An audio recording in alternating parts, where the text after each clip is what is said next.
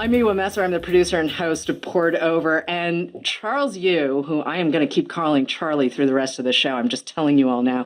Charles Yu does some pretty cool stuff on the page. And he was a Discover pick, way back in the early aughts for how to live safely in a science fictional universe about, well, a time machine repairman who gets a little stuck. And then there was a story collection called Sorry, Please, Thank You. And I always have to look at the jacket just to make sure I'm saying the words in the right order. One of my favorite stories in the world is in that book, and we will come back to it. But also, National Book Award winner for Interior Chinatown, which is coming to Hulu on November 19th. I've seen the first 4 episodes. It is smart. It is sharp. It is very, very subversive, and everyone should be watching this show. But more importantly, Charlie, hi. Hi, I'm so excited to see you. Hello, good to see you. This is how we have to see each other. You know, I should get down to Orange County more often is really what it comes down to. But hey, Interior Chinatown. There might be people who actually don't know how the book itself is formatted. So I really want to start there for a second because I love this novel. I've loved this novel for a really long time. But you do a thing that surprised a bunch of us when we saw it in manuscript, which was you've written the novel with a lot of screenplay flourishes and formatting. I have. I did that. I know you did that, but why? Writing a novel is pretty hard, and I'm a pretty slow writer as it is, and I tried to write this book almost every other way possible. And then, meaning like I tried it as realism, or sort of, I don't know what that means, but I tried it as sort of magical realism. And somewhere in the many years when I was working on the book and hadn't really found it, I started working in TV. And I think it still took a while, but there was a process of, I don't know, cross pollination or something where the TV side of things was talking to the fiction side of things. And it just unlocked something to work within the conventions of a show to tell the story, for people that don't know the story at all, but it's the story primarily of Willis Wu and his family. And Willis is described as a background actor, generic Asian man, or 3 on a TV show. And that's sort of his reality and also his job. And so the metaphor of looking through reality through the lens of a background character seemed to me to be the best way to tell the story of this guy's sort of psychological self-perception. And along with that comes the screenplay format, which was a little bit. It felt risky. It felt like, well, are people going to think this is too strange and want to put it down? Yeah, but if you think about like an epistolary novel, right? Like we have a history of this throughout literature where it's like, okay, and there have been novels where suddenly you get an entire email exchange for like 50 pages in the middle of the book. Me, and obviously I've read the book multiple times at this point, and the first time I read it, and I had no jacket, no copy, I had your name and a bunch of words on the page, and it might have even been a PDF. And I was like, okay, bring it. Let's see what happens. And you've always been a little sort of off to the side, right, with everything you've done. And I'm going to pull in Colson Whitehead for a second, because, The Intuitionist, right? His debut novel about an elevator repair person, which is actually not really about elevator repair at all, much the way How to Live Safely in a Science Fictional Universe is not really about time travel, right? You do this stuff, and it felt very much like a Charles Yu novel to me, or a story by you. And at the same time, it flies. And I really liked being able to go, oh, right, I have the shorthand. There's a little play off of Law and Order in this book, right? Like black and white. Yeah. There's a lot of stuff that felt very fresh and very new, and at the same time, really familiar.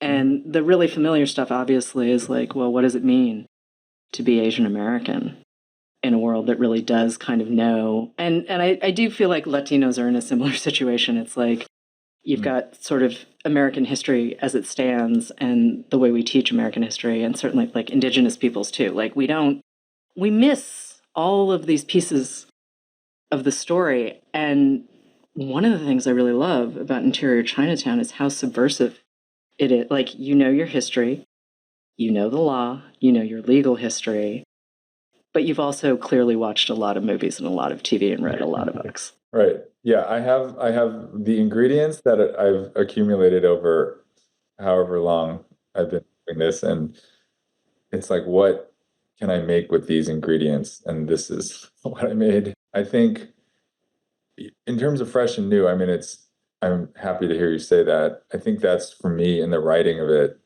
for the writers listening or for readers that are interested in the craft. It's like, especially when you've been stuck for a long time, but even regardless, I more than anything, I want to be excited about the next sentence. I want to be surprised. I want to surprise myself. And that doesn't happen often. My success rate is quite low, but less than or equal to 3%, but 1% probably. It's like for me being off to the side, as you say, playing with form, whether it's visually or just on a more abstract sense, like that's how I keep it fresh and new for myself. And it does sometimes feel scary. And, it happened to work particularly well in terms of like getting me through the block for this, for whatever the result was for the reader, for me, just from a process perspective, I just had to find something new. And then it turned out it was kind of intrinsic to this story to actually play with the form, to show Willis not in the story. Kind of the only way you can do that is to have a visual representation of what the story is.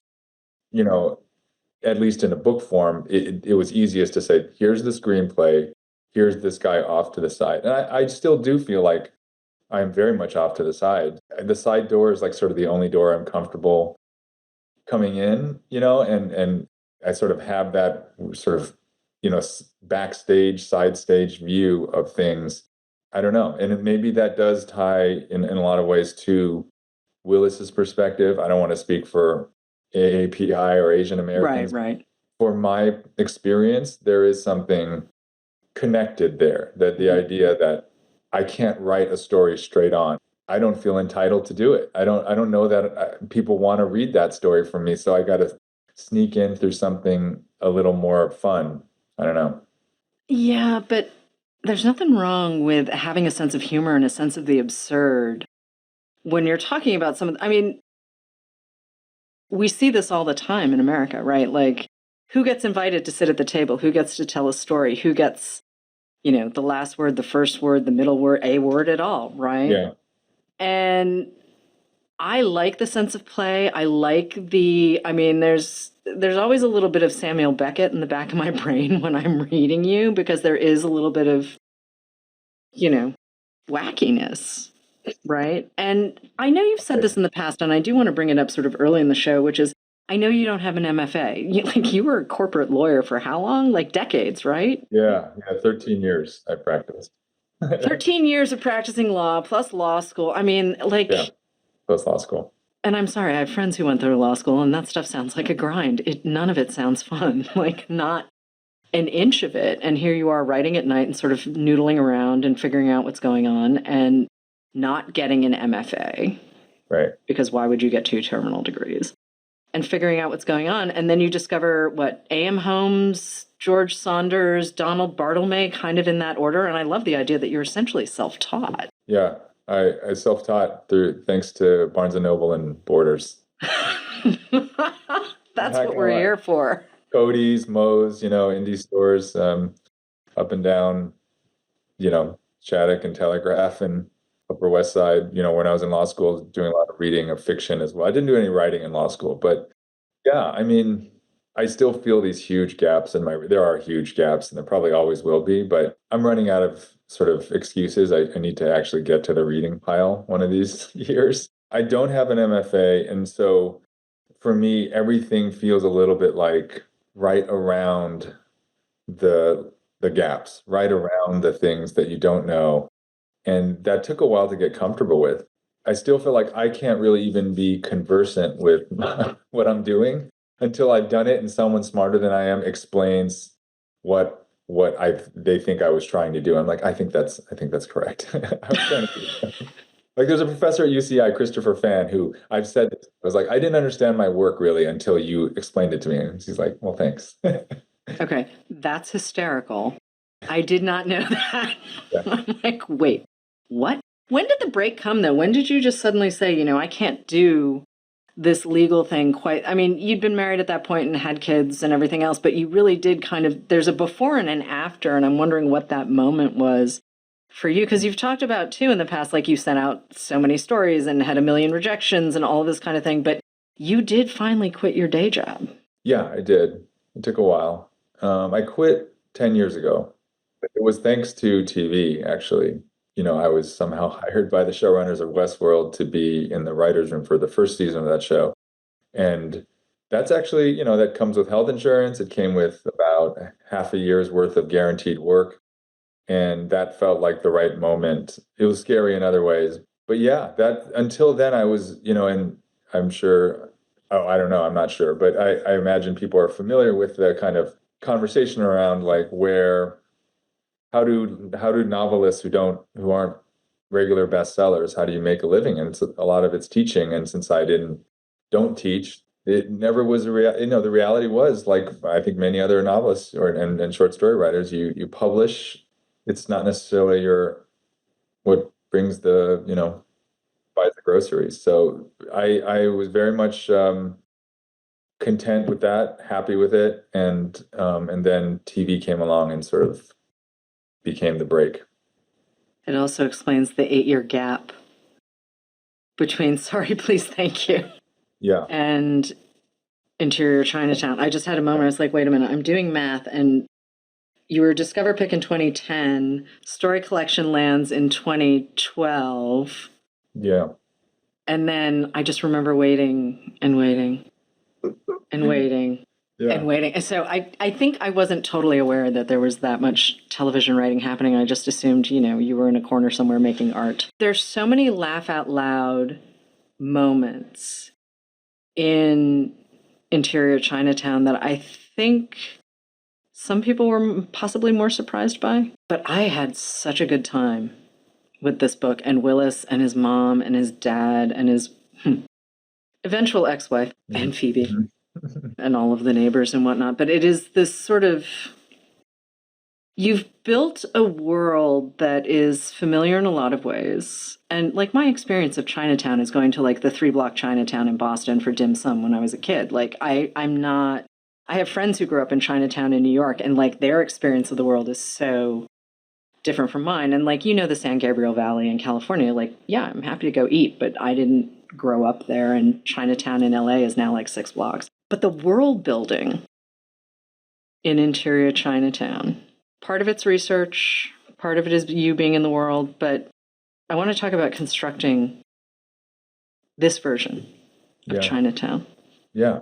And you brought up familiar again, and I'm glad you did, because I remember now that I sort of, you said it earlier, and I want to hit on that because I think that does go to both what I was searching for a long time and what is something about this story, which is that, I'm old enough to have been through multiple cycles of sort of like, is this the Asian American moment, in pop culture and other ways, and to always sort of be reset back to a kind of place where it feels like, can I tell that story anymore? Like, am I just rehashing a story? But that's balanced against the idea of like, well, if I get this opportunity, don't I kind of have to tell the story that if it hasn't reached enough people yet, what context do people have? Like, how do I enter this conversation and contribute to it in a way that'll be satisfying for readers, but also for myself, and not feel like I'm just rehashing someone else's story? And so that was what it was for me to search authentic, for something that felt authentic to me and sort of fresh at the same time, is to remix some of the familiar tropes. Like that was my side. I was looking for the side door into this. I hadn't tried to enter this building. This is like the adults building. I felt like I was having so much fun before, and here I'm writing about something that potentially could have some larger societal things in the mix, rather than sort of personal, family, existential stuff, which I think is what, like, How to Live Safely and Sorry, Please, Thank You is very much a much more intimate thing. This had, like you say, history, had law, had, race, and like, can can I enter that? And this was the way in, was to try to remix those tropes and to construct this Chinatown. It's two places, right? It's a physical place and a mental place at the same time. And so how can it do that? I don't have a super elevator pitch other than, one of the producers on the show said it's a set and it's a mindset. And I really like that construction. Especially when I think about the first 4 episodes that I saw off the screener, I was like, oh, you can do stuff on the screen here with Willis and some of the supporting characters. And I have to say, this cast is outrageously good. I was screaming. I was laughing so hard. And I was watching part of it in the office, and I was like, I should just go hide in an office somewhere because we have an open plan space. And I was like, I should not be subjecting people to this. But watching sort of each of the actors not only play the role, but, we've all been in that place. When you're Asian American, you've been in that place where it's like, and in fact, it has happened very recently where, someone thought I was someone else at a party, and I'm like, nope, still me. Mm-hmm. There are a couple of running jokes in the book about, who's what kind of Asian, right? And it's not just the character role, but it's also like the difference between being Chinese, Taiwanese, Thai, Japanese, Korean, etc. And the list sort of goes on, and we're not a monolith, right? Mm-hmm. Like we're just not.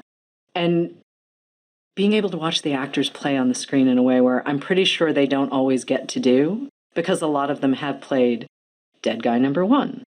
Right. Or Kung Fu Guy, or, Pretty Asian Girl, all of this stuff. There's a lot happening, both on the page and on the screen. And I know you said you like to surprise yourself on the sentence level, but don't you also hit a point where you're like, I need to take a break for a minute because this is feeling a little too real? Yeah, there was moments of discomfort for sure in the writing and in the making even more, because now writing is one thing. To put, like, for instance, the stereotypes all on the page and look at it, right? I've never really fully interfaced with this. I've internalized so much of my own psychology and feeling this is how people see me, wondering if this is what's expected, the performativity of sort of, to interface with that in my own fiction and just be like, right, I do play this role at work. I am kind of studious Asian guy at work, and we're trying to project that. And what is that? And that's one thing, to sort of investigate that, put it out in the world. It's scary. It's going to be in print. People are going to ask you about it.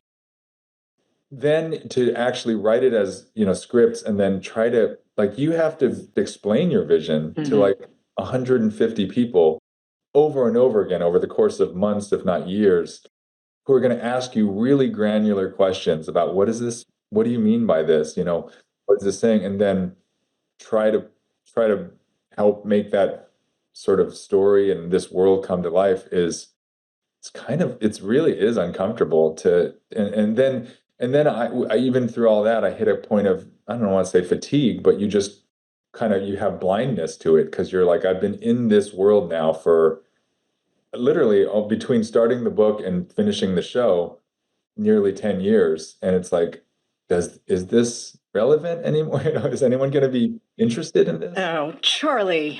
Of course it's still relevant. I would like it to not still be relevant, but here's the thing. We live in a space where we're constantly translating ourselves because people see our faces and they go, oh, right. I'm like, hi, still a kid from Boston. I mean, I can do the Boston accent. I'm not going to do it here, but I promise you I can. And, that's the accent I can do. And yet it's translating experience. Like, it's very different having grown up Asian American on the East Coast versus Asian American on the West Coast. Right. And we could parse that here, but we're not going to. But like, if you know. There's all of this kind of stuff, right? Or like, if you've grown up in the American South as Asian American, like, there are assumptions that get made all the time. And it's like, how much do I feel like translating today? And I'm also one of those kids who actually spent a lot of time in Asia growing up because we had family, and we just bounce back and say hi and eat ourselves blind and then come back to the States and go sailing. But navigating that space, right, is how do you translate yourself to your own people in a way? Right. And it's kind of trippy. And watching Willis do that, and watching Willis's parents, right? I love Willis's mom. Straight up, I love Willis's mom. But watching his dad and seeing how they navigate, and there's also a bit of mystery with his older brother and whatnot, but watching everyone sort of move through and translate themselves to other members of their family. Like, that's a pretty universal thing. But, when you're Asian American, you do a lot of it. You do a Right, lot of it. right. I love the way I mean, that's such a insightful way to frame this, how it is trying to be something fresh and how after all of this, you can still, you know, tell this story and it's not hitting the same, note over and over again of like, sure, yeah, there have been overt and subtextual like ways that Asian Americans have been coded or discriminated against for decades, if not centuries now in the US. But this show is existing in 2024 when we're not in the reality of, the 60s or 70s or 80s or, 1924. I mean, we're in 2024, and so what is this show about? It's in a lot of ways, it's the all of the roles that we're playing in different facets at different moments, and including, like you're saying, with your own people, with your own family, with the people closest to you. You mentioned the cast, like so, Willis, played by Jimmy O Yang, is a waiter, but he's also trying to get a girlfriend. He's trying to, or he's interested in people. He's trying to be seen. He's trying to see himself that way as a love interest. He's trying to wonder, do I matter? Can I be a main character? Am I always a background guy? Chloe Bennett plays Lana Lee, who, for readers of the book, doesn't exist, but she has a rough analog from the book. She has her own, she's a detective at first, but there's a much more complex reality, hopefully, that emerges. And, and Ronnie Chang plays Fatty Choi, who's actually a very minor character in the book, expanded to become Willis's best friend in the show.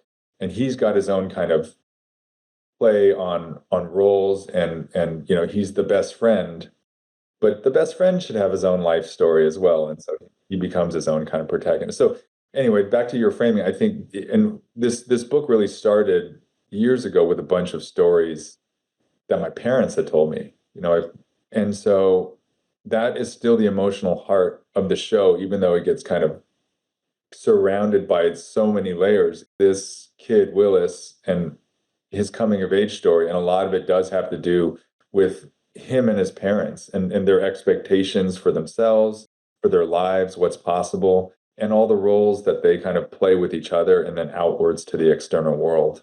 On Sunday, I went to see the restaging of Yellowface, the David Henry Hwang play from the 90s. And it's Daniel Day Kim in a very tight, tiny cast, and I love watching Hwang. I don't get to see him stage as much as I would like, but I've read all of his plays multiple times because also at the moment it was like, who is this guy? And M. Butterfly, thank you for doing this. Like, can we just? I have a rough relationship with opera, so to have David Henry Hwang rewrite Puccini's Madame Butterfly, I was like, thank you so much. I needed this exactly in this moment, and I still have big feelings about Jonathan Pryce and Scotch Tape and Yellowface, but he's covering similar territory to what you're doing in Interior Chinatown. And it's really about the American dream, right? Willis really is trying to escape Chinatown, both the physical space and the mental space that he's created there. And I know a lot of the reviews for Hwang's plays tend to come back to, well, he's doing this one specific thing, and here's this one famous person who's in it, da da da da da. And it's actually like he's always just chipping away at the American dream and how that presents for people like us. Because there is also this idea that because we're Asian American, and I'm glad the hyphen is gone, but like that we're constant outsiders, right? That we don't actually, and the Chinese have been in the United States for 200 something years. Yeah. I mean, we got kicked out a couple of times. And when I say we, I'm not even Chinese, but like, the Chinese have been kicked out multiple times, and you're kind of like, well, what? Wait, hi, railroads? Right. Wait, can we go back to this? So influences, right? I mean, obviously Hwang is someone you've pulled on, and Beckett may not be a direct influence, but you picked him up somehow. Yeah. Indirectly, directly, whatever. But who else is in the sort of George Saunders, Paul Beatty, let's create this writer called Charlie Yu? Well, I mean, Bruce Lee. To go non-literary, as I think the only and this goes back to the novel a bit, but like the only real ultra cool Asian kind of role model for someone of my vintage. I mean, now that it's very different now, but in the 80s, if you were a kid in LA, a kung fu movie was about, a Bruce Lee movie specifically was sort of a revelation. Like, oh wow, otherwise you're not seeing anything else. In terms of, actual like literary influences, I mean, you named several of, I think Kurt Vonnegut, this is someone who I remember reading just as a really young person and feeling like that wasn't, talk about sort of unconventional form or tone, even just like it stood out from what I was reading in AP literature and like my freshman seminars, And yeah, I think Lori Moore for sure, sir. I mean, just the people whose voices are so distinctive and entertaining and engaging. I felt like as someone who didn't have a formal education, I gravitated more towards certain kinds of particularly voicey writers where I was like, okay, I for someone sort of, trying to educate himself, I'm like, I think I can pick up on what something's happening, to me as I read these and what they're doing. But also, I mean, when I think about the writers I love, and I read for voice first, and for me, voice is sentences, but it's also, it doesn't have to be a character that I like. Like, I really genuinely do not care if I like a character, but I need to be invested. And that for me is voice. And sometimes voice gets messy, and sometimes it's not necessarily clear, if that makes sense. Like, I want to be pulled in. I want someone to tell me a story. But Yeah. voice doesn't necessarily mean stuff happens. Right. Right. And that's a fundamental disconnect, really, between what you can do on the page and the interiority of characters on the page versus stuff has to happen on the screen because otherwise you don't have a thing. I mean, it's just the form is different, right? Like it's such a fundamental change. But yeah, like Lori Moore, someone I definitely, Susan Minot, I just reread Monkeys recently because I did an interview with her and I was like, oh yeah, I still love this book.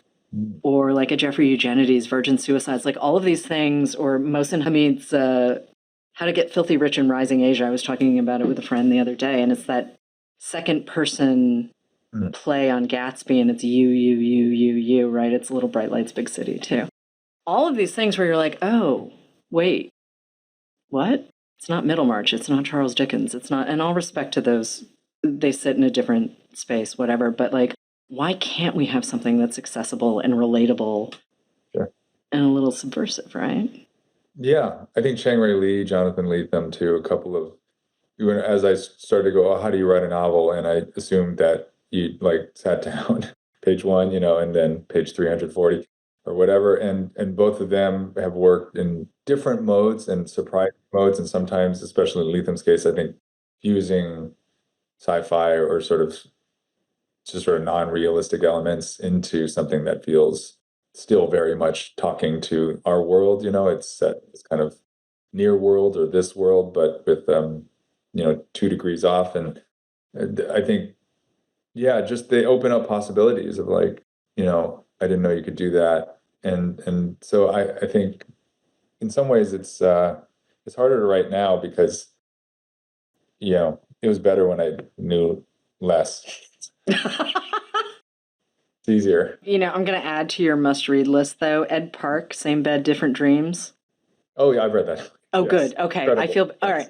But that's exactly, though, Yeah. what you're talking about in terms of like the Lethem and, taking all sorts of different pieces. I'm delighted that you've read, because it makes me so happy that you've read this book, because it's also like you open with all of this stuff with New York publishing parties, and I'm like, Ed, get out of my head. Like, I'm glad you were taking notes when we were young, because I don't remember half of this stuff. And then suddenly it just goes, and you're like, wait a minute, what?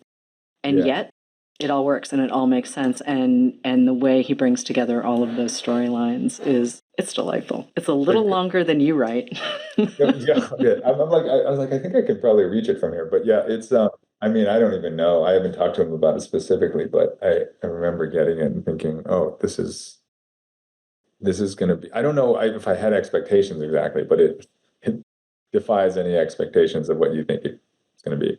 It's really different from Personal Days, which was his Yeah, first novel, which was like basically The Office, right. only ahead of its time. And to Way go ahead of its from, time. Yeah. yeah, Personal Days to this, I was like, okay, okay, what is going on? And I devoured the whole thing. But I do also feel like we're looking at a generation of writers, and we can include, Lethem and Michael Chabon and guys like that. Lauren Wilkerson, actually, American Spy, who are pulling from film and television and books, right? Mhm. Like we're not limited to sitting in one space, and that you can Right. play across art forms. And sometimes we get books that are really cinematic or have a few great set pieces, and you're like, hi, can you connect the set pieces better, please? Thank you. And then there are other times where you're just like, oh, yeah, this all works. Like, I cannot imagine Interior Chinatown told in sort of a Chang Rei Lee narrative, gesture life kind of, even the last novel, there was still some wildness to, like, there was a bit of wildness in the page. And Mm. I think you do need a little bit of distance for the way you're telling Willis's story that you can't get. Like, and magical realism wouldn't have worked. Like, Mhm. again, like it needed to be sort of slightly clinical and slightly detached.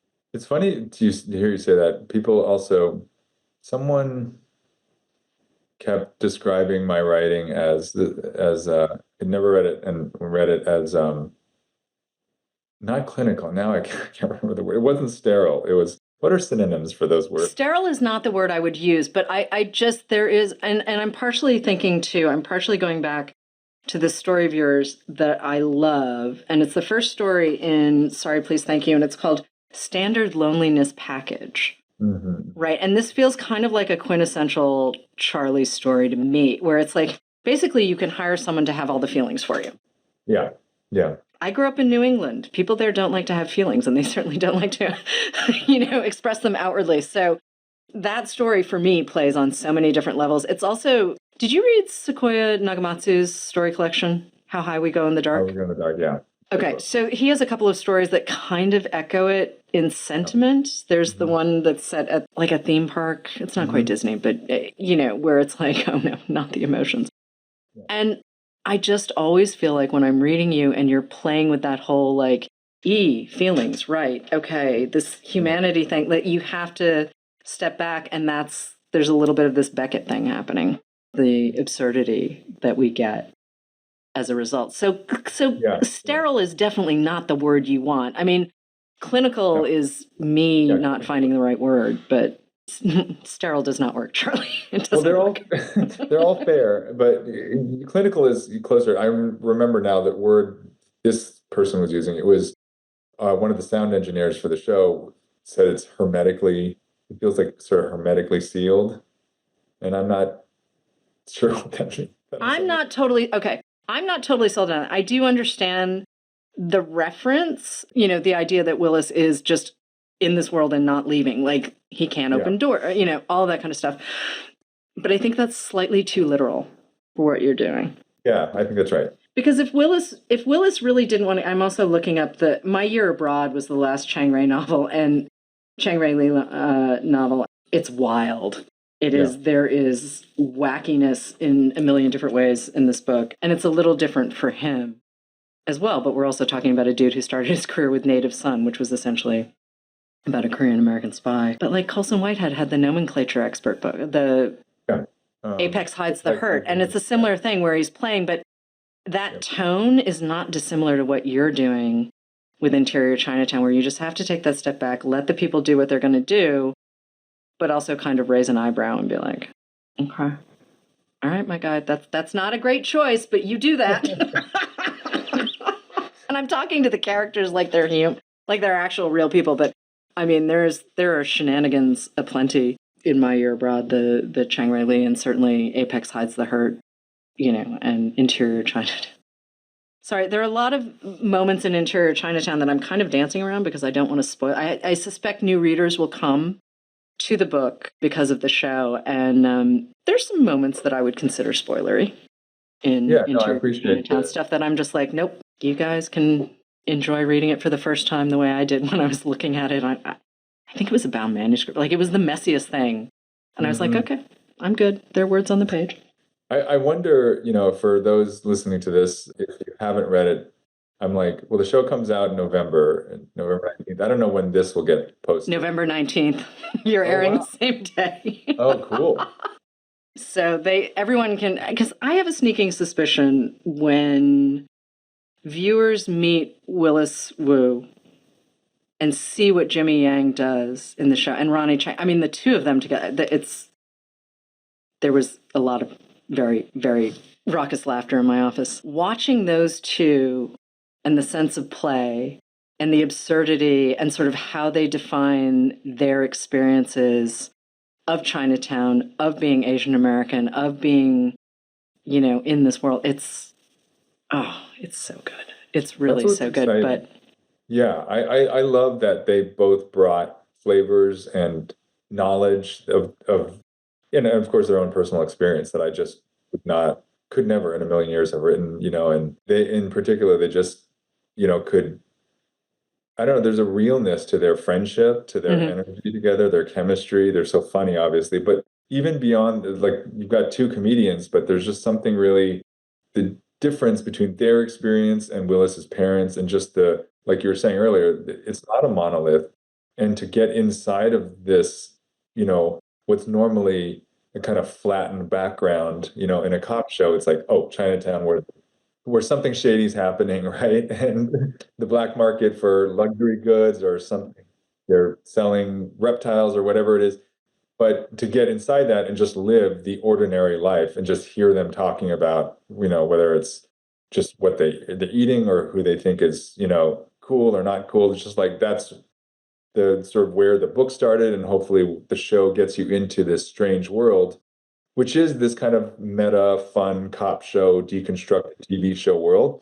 But the other part of the strange world is just living with these characters, hopefully, and just watching as they try to perform their roles. And the masks, start slipping, basically. Through each episode, you see new layers of the characters. How many people did you have in the writer's room with you?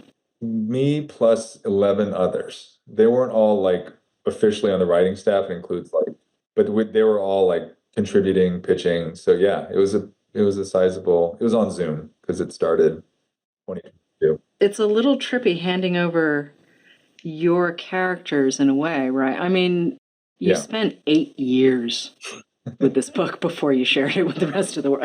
All right, 7 years before agents and editors and the occasional bookseller got to see it. But it's a really long time, and suddenly you're handing.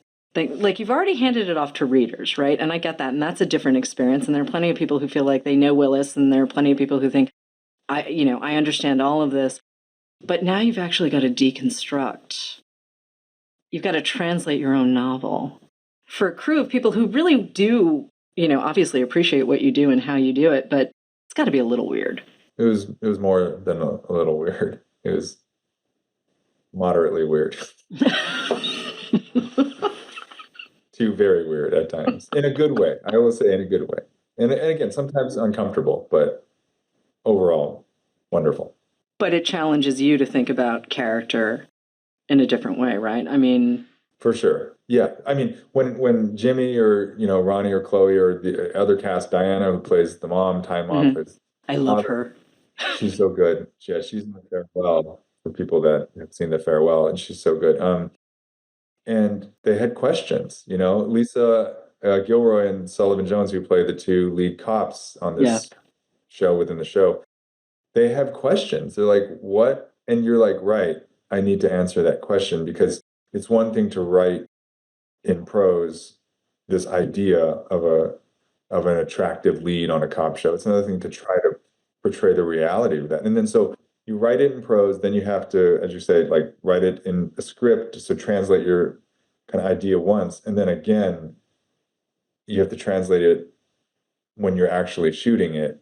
And that requires, thinking on it to a degree that you don't actually have to do in fiction necessarily, not with every single bit. Like, you don't have to imagine the color of the drapes You could, some people do, but if you hadn't really been thinking about a real room, because it's really a place in Willis's mind at that point, now it's a real room because you're going to put it on camera. And so taking something that interior, something Mhm. that turn of a novel, this novel, and actually externalizing all of it required, yeah, countless numbers of conversations and translations.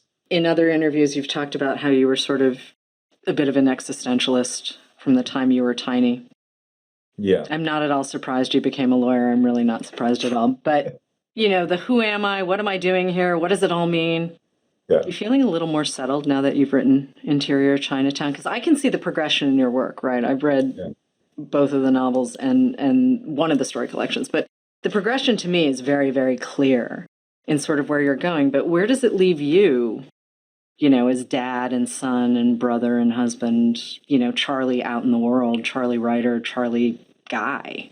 I mean, a little adrift, to be honest, Okay. because I mean, incredibly grateful for like opportunities and getting to be in this conversation. I've gotten over the last few years, gotten to talk about. So after working on the book for 8 years, I now get to talk about it, for going on 4 years, and like, yeah, and that's that's like what a you can't imagine. That's like you can literally don't think that's going to happen. You think at best I'll get to talk about it for a few weeks maybe, and then it goes on the shelf, and you turn on the next thing, and I'm still getting to talk about this, and so incredibly lucky, but also then like wanting to feel like I don't know that it's adding up to something that's for somebody else, that you make some positive effect on people. I don't want to say like making change in the world because it sounds grandiose, but in some way, as a parent, as a spouse, as a citizen, you're like, well, what did I get these opportunities for? What am I doing? And so I guess I'm still very much an annoying, who am I? What am I doing here, guy? Just in a more sort of gas baggy way. Just talk more. Yeah, but isn't that what art is for? Like, I mean, the more I think about it, and it's actually, you and I have had a version of this conversation before, just over lunch, but I'm laughing a little bit only because it's just like, well, that's the point of art, right? Like, it's supposed to push us, it's supposed to make us think in different ways. It's also supposed to, hand over a connection that you might not otherwise know. I mean, yeah, we're having like a larger conversation in some ways about being Asian American, but at the same time, like, who hasn't felt like a little bit of a weirdo, right? Or like off to the sides or pushed into a role that was not really their choice, right? Like, I mean, that's any number of, or having to code switch at work or wear a mask or whatever. Like, all of this isn't exclusive to us. You just No. made it really funny. And like when you look back, right, there is now a body of Asian American literature, and it's kind of great to see. But we also have, folks who are writing romantasy and folks who are writing, really great. Do the things, just like make all of the art, right? And if you connect with someone, that's awesome. But you also don't know necessarily who you're going to connect with. Like you put it out in the world and it's like, wait a minute. Like Yeah. there are going to be nerd babies who recognize themselves in lots of different ways, I think, in Interior Chinatown. And I'm super excited for that because then you're not alone. You and I grew up in a point where we were not really seeing ourselves on screen. And in fact, like you would see Louise Rainier like in Mhm. yellowface with scotch tape. Right. And I'm like, really? Yeah.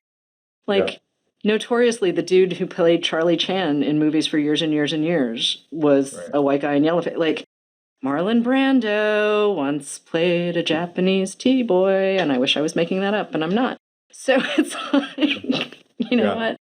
I'm just make all of the art and make all of the music and draw all of the comic books.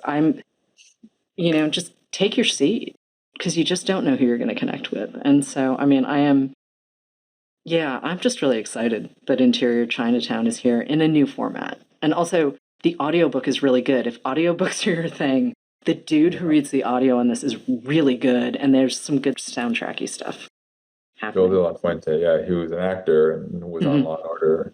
Oh, seriously? Yes, That's yes, fine. so fun on Law and Order. It's so meta.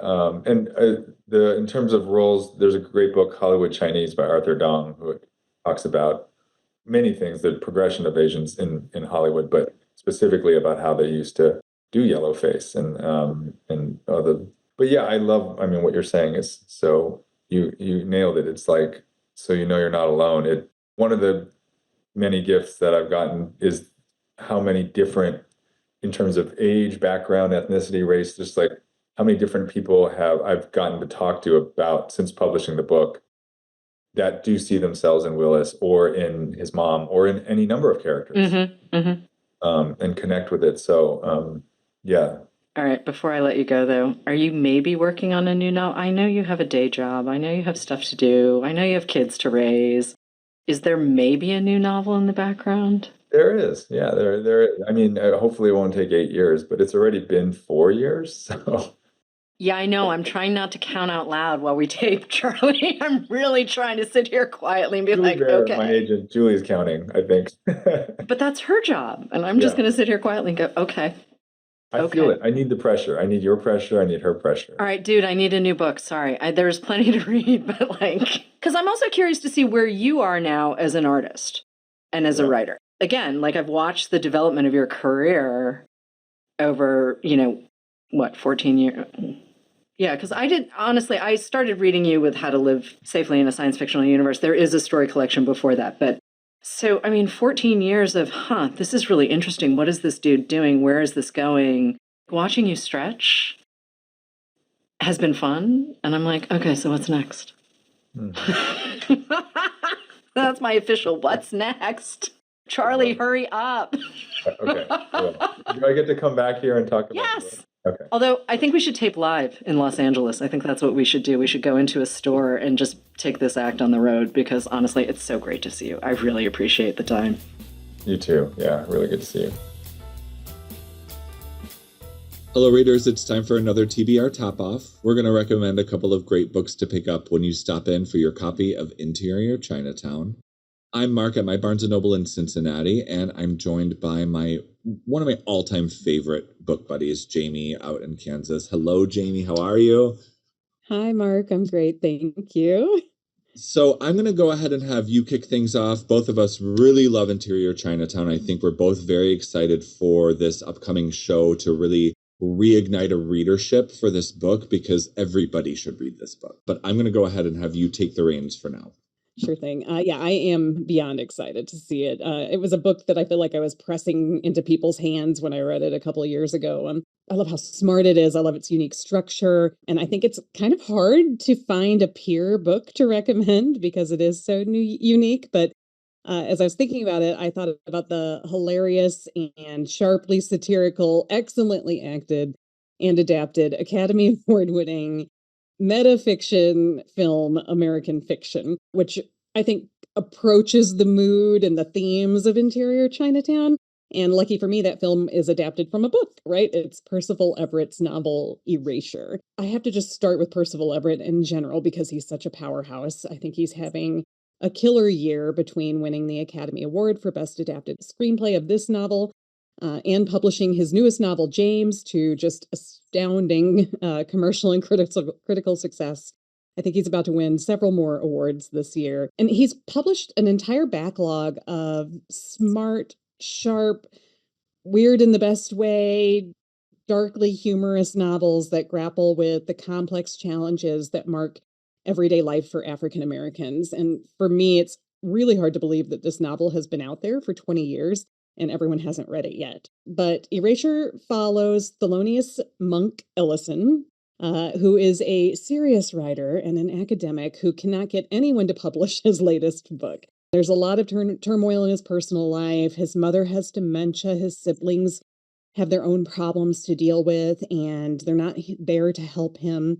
And so, in a particularly low moment, he witnesses the rise of a new author who is having tremendous success, to Monk's mind, inauthentic, stereotypical, lowbrow novel. And he's so distraught that he writes this just ridiculous satire of a novel under an equally ridiculous pseudonym, which is Stagg, Staggr Lee. That's the name he writes the novel under. And it's a huge hit. Everyone wants a piece of Stagger Lee, and Monk is flabbergasted by the whole thing. He knows he needs money. He knows he needs commercial success to help his family, but he just cannot square that with his desire to tell stories that reflect the real experiences of his life, which is not stereotypical and melodramatic, but is just complicated and sometimes heartbreaking.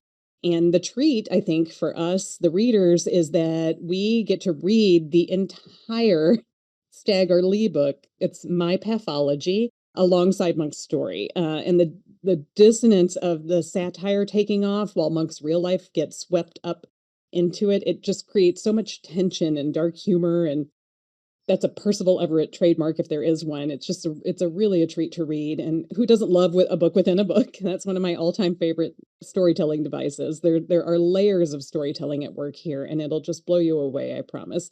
Add to that the social commentary, the real talk about racial stereotyping and identity as a marketable thing, and you can see how this is going to fit really nicely as a read along with Interior Chinatown. Again, that's Erasure by the always excellent Percival Everett.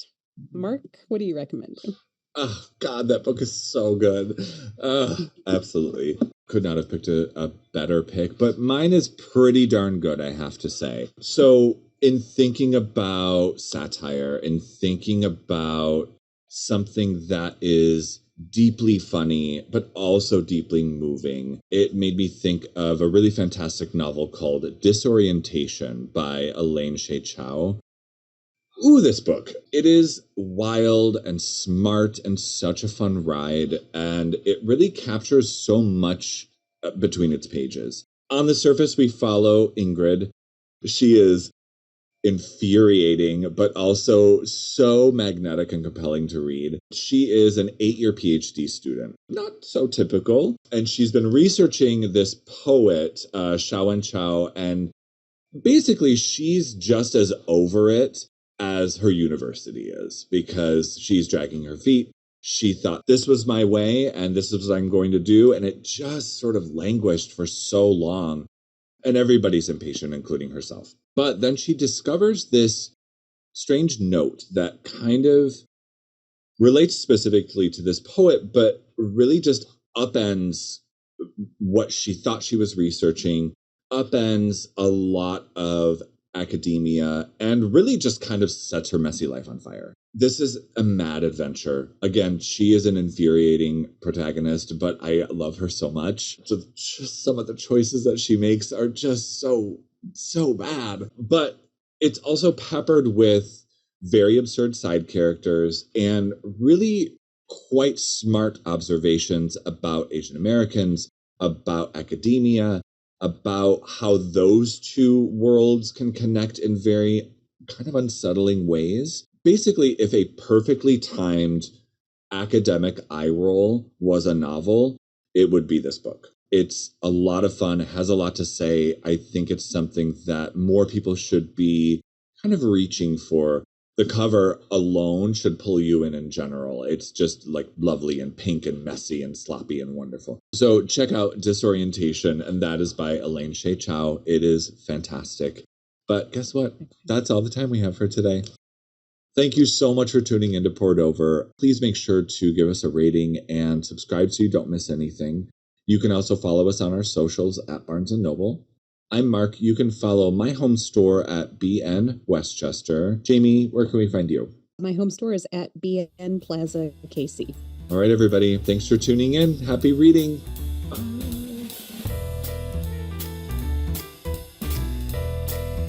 Thank you for listening. Poured Over is a Barnes & Noble production. To help other readers find us, please rate and review the show wherever you listen to podcasts.